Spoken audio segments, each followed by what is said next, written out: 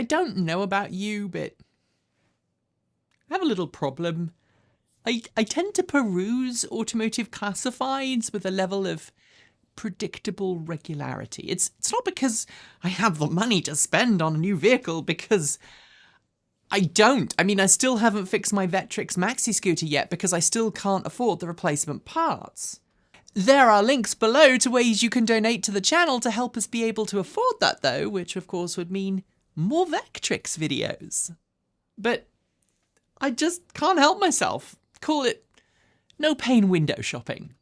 Of course, sometimes I come across some really impressive vehicles for sale, like the local vintage vehicle collector who is selling not one, but two North American Austin Gypsies for a not unreasonable price. Why two? Well, because the Austin Gypsy, the lesser-known rival to the original Land Rover, was made of cheese metal and has a tendency to rust badly. So they tend to be sold in multiples. The more multiples you have, the more likely it is that you'll be able to build a functional vehicle out of the mess of FE203. I also like perusing classifieds to tease M, someone who has a soft spot for and always has wanted to own a K-truck, but has resigned themselves to the fact that they never likely will due to how expensive they are, and the fact that many US states have now decided they're more unsafe to occupants and other road users than a £9,000 Hummer EV barreling towards you at speeds that should frankly be illegal. But you know what's not illegal? Selling people cars that they won't actually be able to use. Which brings me to a new problem I'm starting to see pop up around the US. Used car dealerships selling cars that they think might look cool, but which you'll likely never be able to drive to a refueling station. Let's go there.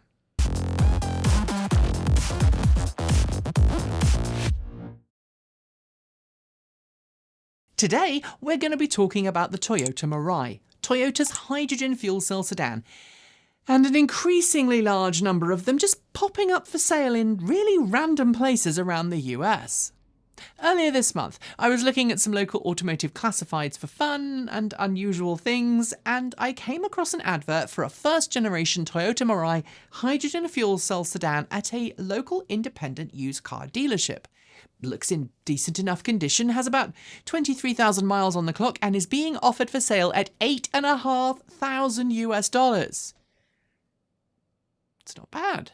The only issue is if you waltzed down to the dealership in question, located in Vancouver, Washington, just north of Portland, Oregon, you'd be out of luck when your hydrogen fuel tank ran dry. The nearest public refueling infrastructure to said dealership is in the San Francisco Bay Area and Vancouver, BC, Canada.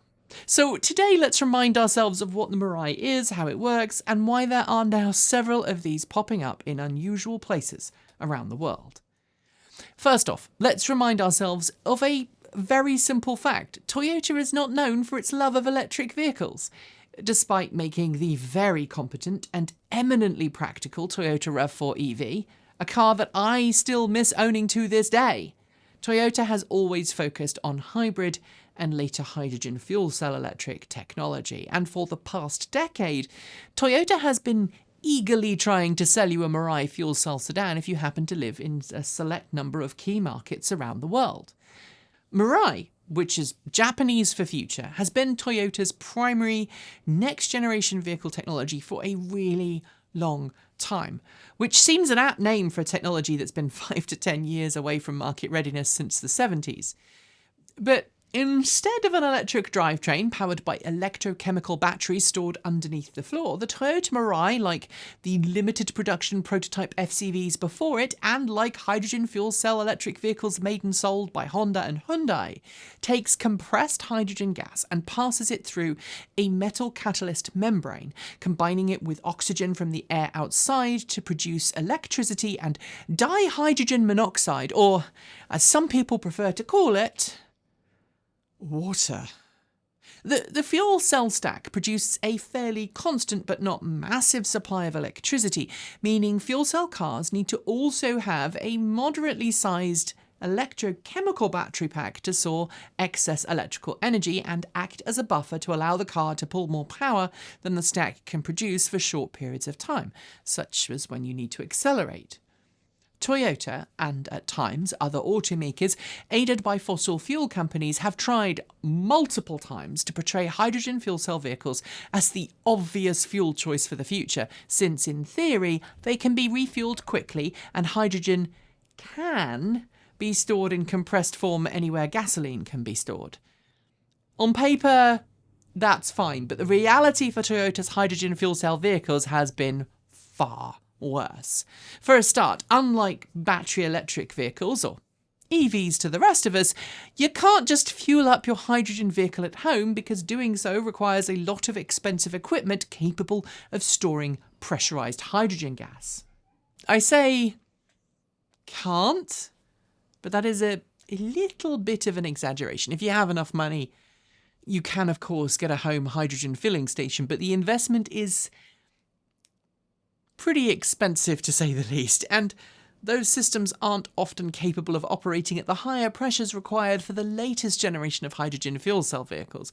Pressures that would then make it possible to store enough hydrogen on board your car for a similar kind of range to vehicles like the Hyundai Ioniq 6 EV. So even if it is possible, and you would have to be rolling in cash to make it happen, you may also not get the kind of full tank range that you would actually expect. Add to all of this complexity of building public refueling infrastructure for hydrogen fuel cell vehicles. It's far more expensive to install a hydrogen fuel pump than a bank of superchargers, for example, not to mention a regulatory nightmare when it comes to getting the permits to store potentially volatile gases in, and we have a problem. The rollout of hydrogen fueling infrastructure has been plagued with them. While Toyota and other automakers originally aimed for fueling partnerships to build comprehensive hydrogen fueling infrastructure along major routes, that hasn't happened yet. Part of it is the aforementioned logistical nightmare of gaining permits, and part of it is the cost of installing the high-pressure fueling system required to safely store and deliver hydrogen fuel. Then there've been the issues associated with different versions of hydrogen fueling infrastructure. Just as there are different types of connectors for EVs, although most countries have now settled on one, there are different pressures of hydrogen fueling stations. A vehicle capable of fueling at a high pressure station can use a lower pressure filling station, but it won't be able to fill its tanks to its theoretical maximum capacity because that lower pressure pump won't be capable of properly pressurizing the car's fuel system beyond the pump's design limits. If you then add in unreliable hardware at fueling stations and complexities in getting hydrogen fuel to those locations in a timely fashion, and we're left with a situation where hydrogen fuel cell car drivers have faced hell just trying to drive their vehicles. Drivers in areas where hydrogen fuel stations are operated found stations offline or broken. Several were affected by fires, the stations, not the people. And fires at a storage facility where hydrogen was stored prior to shipment to fueling stations also added to the headaches. We've heard of drivers finding that their expensive cars, which I should remind you were originally on sale for upwards of $60,000, couldn't be driven down the road because there was no fuel in range. Toyota tried many different solutions to this problem. It offered customers loaner cars until the stations were back in operation, some of which basically became permanent replacements for cars that couldn't go anywhere. In other cases, customers managed to get Toyota to agree to repurchase agreements. But of those who still own a Mirai, few are able to still use their cars like you'd use an EV. Even long-distance travel, something that's pretty easy in most long-range EVs today, isn't still that practical in a hydrogen fuel cell vehicle. Getting from the San Francisco Bay Area to Los Angeles, for example, it is possible theoretically, as long as one or two of the hydrogen filling stations en route are functional, which they often aren't. Outside of the US, there are also small hydrogen fuel cell fleets in operation. As I noted earlier, there are some hydrogen filling stations in Vancouver, BC, Canada. There are areas of Germany and areas of the UK with limited numbers of hydrogen filling stations. But Pretty much everywhere, there's a similar story. Hydrogen filling stations have a worse record for reliability than EV charging infrastructure is often bashed for. And considering Electrify America, that's quite a bad rep. And guess what happens when a car that was engineered to be a pretty expensive luxury car with an exotic drivetrain, the first generation of which was entirely handmade, has no place to reliably fuel it? People sell them. To be clear, those who leased their Mirai have been able to hand their cars back to Toyota, and I'm guessing Toyota has chosen a decommissioning program to deal with those unwanted vehicles. After all, if it's good enough for the Toyota RAV4 EV, I'm sure it's good enough for the Toyota Mirai. But if you were someone who purchased the car outright, or maybe used a finance package to buy your car, well, it's your car to sell. And that, I think, is how lightly used, pre-loved Toyota Mirai are ending up on the used car market in the most bizarre of places. I've seen them for sale in Washington State. I've seen them for sale in the middle of the US. I've seen them for sale in Arizona and in Florida. And while I am sure that once in a while a car gets transported there, here's what I think is actually happening. First, it's important to note that when you trade in a car at a dealership, that car very often doesn't end up being sold by said dealership. It is pretty common, in fact, for cars that were traded in to either be passed on to a subsidiary used car specialist attached to the dealership, or just auctioned off. New car dealerships don't want to waste time and money selling unusual trade-ins, so they cut their losses and sell it at auction to someone else. Next, we have used car dealerships who are eager enough to get something unusual and who are willing to get a deal on a vehicle they think they can sell from an auction. The Mirai, for all of its flaws, is a pretty well-spec'd vehicle. It is a full-size sedan. It has all of the bells and whistles of any Toyota at the time. And let's be honest, it's not a battery electric vehicle. That's true for Mirai. I'm making the differentiation because you can't plug a Mirai in to recharge it. However, Honda now does have a plug-in hydrogen hybrid fuel cell vehicle. It's called the Honda CR-V EFCEV. I know, it's a mouthful. It's capable of operating as a fully battery electric plug-in vehicle and then has a hydrogen fuel cell as a range extender for longer trips instead of using an internal combustion engine. And frankly, I think that is a great idea in theory. Better at least than an ICE engine plug-in hybrid. But BMW and Volkswagen have also experimented with it, but with EV technology where it is and falling battery prices, it's like an expensive and complex solution to a problem most people don't have with modern long-range EVs. So you have your used car dealership, which relies on very often online closed auctions to buy vehicles to sell on for profit, and they spy an unusually low-priced, low-mileage car that they think they can make a killing on, at least if their cursory research can be believed. But the caveat is that most of those dealerships, who have probably never have had a hydrogen fuel cell car on their lot before, have believed the hype that so many consumers have. The hype that continues to perpetuate the myth that hydrogen fuel cells are far better than battery electric. And we've seen it lots, from Top Gear to insert the name of your favourite petrolhead publication. Most automotive journalists whose experience of EVs is limited have swallowed the whole notion that EVs are bad because they take forever to recharge, but hydrogen is cool because it takes 5 minutes and then you're on your way. Except that is marketing hype as well. Of the people I've talked to who have hydrogen fuel cell cars, every single one has commented that refueling takes far longer than promised, and that after you factor in fuel economy, it works out to about the same as most good hybrids. You're paying far more per mile or kilometre driven because hydrogen fuel is very, very expensive. So expensive, in fact, that Toyota and other automakers who build hydrogen fuel cell cars have tried to sweeten the deal with customers with up to $40,000 worth of free prepaid credit cards to help customers buy hydrogen fuel for their vehicles. But if your hydrogen fuel cell car is for sale at the local used car dealership, it's not going to get that fuel card now, is it? So these dealerships, excited and misinformed, jump on the chance, either taking a punt and bidding and unexpectedly winning, or by genuinely thinking there's a place to refuel just down the road and they'll help usher in a new future for the humble car. Either way, though, their deal becomes an unsellable paperweight when they realise there's nowhere to fuel it for hundreds or perhaps maybe even thousands of miles.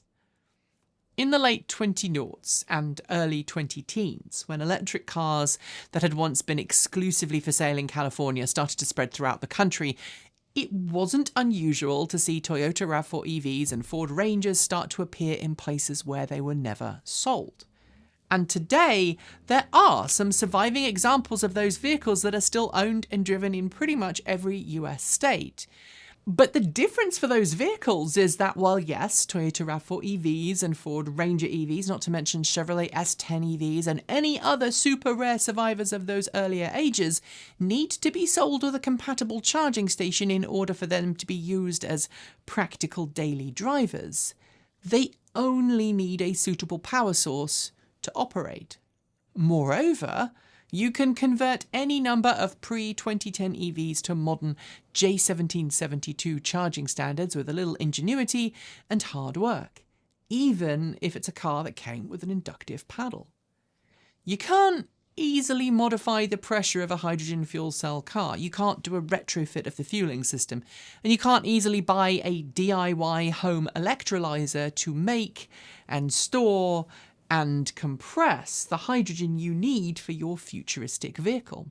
So if you see a hydrogen fuel cell car for sale and it looks like a bargain, ask yourself this simple question. Where is the nearest filling station? Is it open and does it ever have hydrogen? Or does this used car dealership know they've got a very expensive paperweight? And unless you're Jay Leno and you can afford your own hydrogen refueling station, maybe it's time to look elsewhere for that shiny, new, low-emission vehicle. Thanks for joining me today, and if you've got thoughts, make sure you leave them below in our Discord chat room, or you can reach out to us on Mastodon. Thanks to the amazing list of people scrolling by on your screen right now. They are some of the more than 1,500 people who help fund this channel through Patreon and YouTube. They help cover our bills, pay our team, and they make sure that we can remain 100% independent. If you'd like to join them and see your name listed here, just follow the links below. There are a range of different tiers you can sign up for, from as little as $1 a month, or if you pay yearly, just over $10 a year. A massive welcome to our newest supporters: Carol Bulawa, Rolfondo, Michael Owen, Winter, and Wilton Live. To join the list and get your shout out, become a paid Patreon member for your week of fame. And of course, if you'd like to support us with a one-off donation, you'll find links below to make Ko-fi and Bitcoin donations. We even have a good old-fashioned P.O. box that you can reach us at. Address you'll find linked below. And of course, if you're in need of some swag, you'll find our swag store in the down below as well. This month, we are celebrating Pride with an amazing new t-shirt design by our in-house artist and animator, Erin. You can get yours today by heading to our Redbubble store. We've also got some fantastic content coming up, so make sure that you've hit the subscribe button on either PeerTube or YouTube, and we'll see you soon. We make new videos every Monday, Wednesday, Friday, Saturday, and Sunday. If you want more, the mighty algorithm thinks you'll like this video, but we think this one is also well worth a look. See you soon, and as always, keep evolving.